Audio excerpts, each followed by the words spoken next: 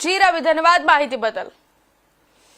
સમાચારમાં આગળ વાત કરીએ તો આણંદ હવે માત્ર શ્વેત ક્રાંતિ માટે જ નહીં પણ અંતરિક્ષ વિજ્ઞાન ક્ષેત્રે પણ ગુંજતું થયું છે। આણંદના એક સામાન્ય પરિવારની દીકરી એકતા શાહે પોતાની આર્થિક સંકળામણને માત આપીને વૈશ્વિક સ્તરે ખગોળ વૈજ્ઞાનિક તરીકે નામના મેળવી છે। માત્ર 32 વર્ષની ઉંમરે એકતાએ બ્રહ્માંડના રહસ્યો ઉકેલી 6 નવી આકાશગંગા શોધી કાઢી છે। એકતાના પિતા અર્જુનભાઈ સેલ્સમેન છે અને માતા લતાબેન સીવણકામ કરે છે। આ પરિવાર આણંદમાં એક બંગલાના 13 બાય 13 ફૂટના સર્વન્ટ ક્વાર્ટરમાં વસવાટ કરે છે।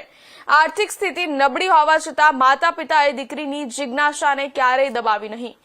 એકતાએ ગુજરાતી માધ્યમમાં અભ્યાસ કરી સાબિત કરી દીધું કે સફળતા માટે ભાષા નહીં પણ જ્ઞાનની ભૂખ જરૂરી છે। એકતા શાહે આણંદની પ્રાથમિક અને હાઈસ્કૂલમાં અભ્યાસ કર્યો હતો અને MSU બરોડામાં ગ્રેજ્યુએશન અને ત્યારબાદ IIT મુંબઈમાં પોસ્ટ ગ્રેજ્યુએશન કર્યું। ત્યારબાદ તે રોચેસ્ટર યુનિવર્સિટી અમેરિકામાં ગઈ। PhD માટે પસંદગી પામેલા વિશ્વના 3 વિદ્યાર્થીઓમાં એકતા સામેલ હતી।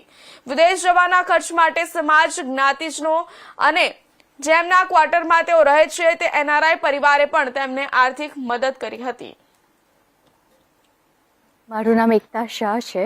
હું આણંદથી છું અને આણંદમાં જ ગુજરાતી મીડિયમમાં સ્કૂલિંગ મારું કમ્પ્લીટ કરીને મેં BSc ફિઝિક્સ બરોડાથી કર્યું, MS યુનિવર્સિટીમાંથી, MSc ફિઝિક્સ IIT બોમ્બેમાંથી કર્યું અને એ પછી મેં મારું PhD ઇન એસ્ટ્રોફિઝિક્સ એ અમેરિકાની રોચેસ્ટર ઇન્સ્ટિટ્યૂટ ઓફ ટેકનોલોજીમાંથી કર્યું અને ત્યાં 6 વર્ષ માટે અને ત્યાર પછી મેં પોસ્ટ ડોક્ટરલ ફેલોશિપ એ 3 વર્ષ માટે યુનિવર્સિટી ઓફ કેલિફોર્નિયા ઇન ડેવિસમાંથી કમ્પ્લીટ કર્યું છે અને આ મારા 9 વર્ષની એસ્ટ્રોફિઝિક્સની જર્ની દરમિયાન મેં નાસા ફંડેડ ઘણા બધા પ્રોજેક્ટ્સ કર્યા છે।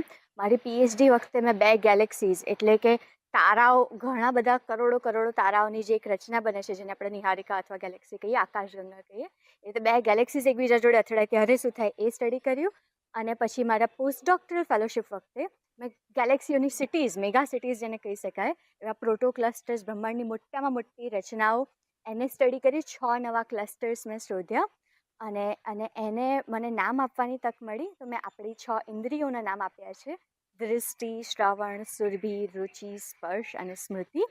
અને આ બ્રહ્માંડની મોટામાં મોટી રચનાઓ આ હિન્દી નામોથી જ આખા વિશ્વમાં ઓળખાય છે, જે આપણી માટે ખૂબ ગર્વની વાત છે।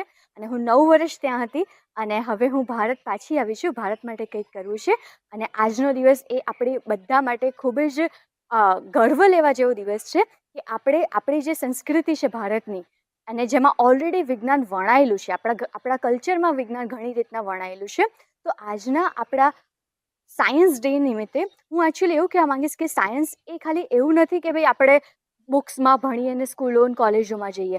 એકચ્યુઅલી સાયન્સ એ આપણી આજુબાજુની વસ્તુઓને ડીપલી સમજવાની આપણી વૃત્તિ છે, જે માનવની વૃત્તિ છે, જે જિજ્ઞાસા છે અને એ આપણે બધામાં રહેલું છે અને આજે આપણે બધા જ એનો ઉપયોગ કરીએ છીએ, ફોનથી લઈને ક્લીન વોટરથી લઈને બધી રીતના। તો મારી એ રિક્વેસ્ટ રહેશે બધાને કે આપણે આજુબાજુ ફરી આ મેજિકલ દુનિયાને જોઈએ। વર્લ્ડની બેસ્ટ ટેકનોલોજી આપણી પાસે છે અને આખી દુનિયામાં કોઈ દિવસ કોઈની પાસે નથી, એવી રીતની મેજિકલ વર્લ્ડમાં આપણે જીવી રહ્યા છીએ। તો આપણે આજુબાજુ કેવી રીતના સાયન્સ આપણી લાઈફને ટ્રાન્સફોર્મ કરવી જોઈએ અને એને વધારે જિજ્ઞાસાપૂર્વક બધું વર્લ્ડને, નેચરને જોઈને વધારે કચ્છ જિલ્લાના નખત્રાણા તાલુકાના દેવપર